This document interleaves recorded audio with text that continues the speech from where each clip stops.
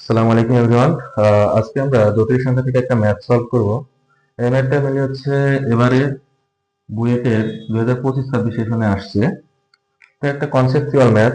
আসলে এই ম্যাথটা সঠিক কনসেপ্ট যদি জানা থাকে তাহলে ইজিলি কিন্তু সলভ করা যায়। তো আমরা ম্যাথটা সলভ করার আগে একটা প্রপার্টিজ দেখবো, হ্যাঁ।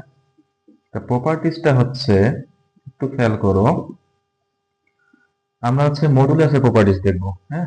তো মডুলাস দেখো, যদি mod Z1 Z2 Z3 dot dot dot Zn পর্যন্ত থাকে, তাহলে আমরা এটাকে লিখতে পারি মডুলাস Z1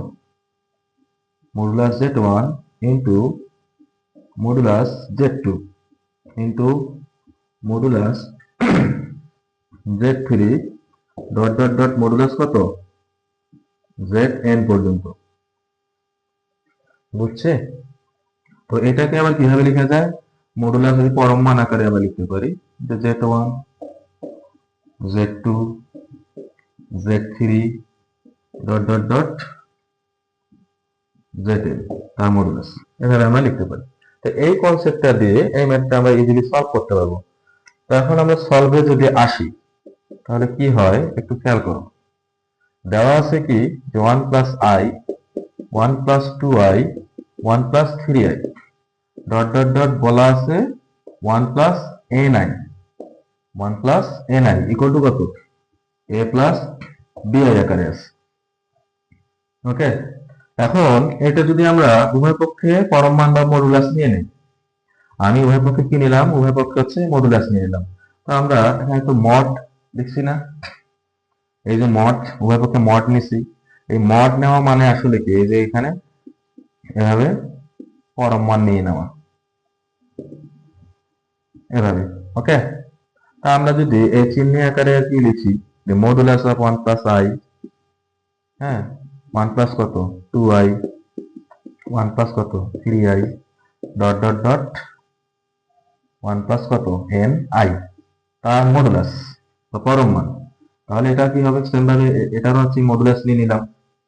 এখন আমরা জানি z ইকুয়াল টু যদি x প্লাস iy হয়, তাহলে আমরা কি জানি রুট ওভার বাস্তব সংখ্যা যেটা সেটার উপর বর্গ এবং i এর সঙ্গে যেটা থাকবে তার বর্গ। এটা আমরা হচ্ছে কি পাই, এই z এর পরম মান বা মডুলাস বের করতে পারি আমরা এভাবে। এটা হচ্ছে এভাবে। ওকে, এখন এখানে তো আমরা হচ্ছে টোটালটা পরম মান নিচ্ছি, এই যে এখানে যে আমরা কনসেপ্টটা লিখছি টোটালটার পরম মান ইকুয়াল টু আমরা আলাদা আলাদা ভাবে প্রত্যেকটার পরম মান লিখতে পারি। এটা যদি আমরা লিখি 1 প্লাস আই পরম মান অফ 1 প্লাস কত 2i,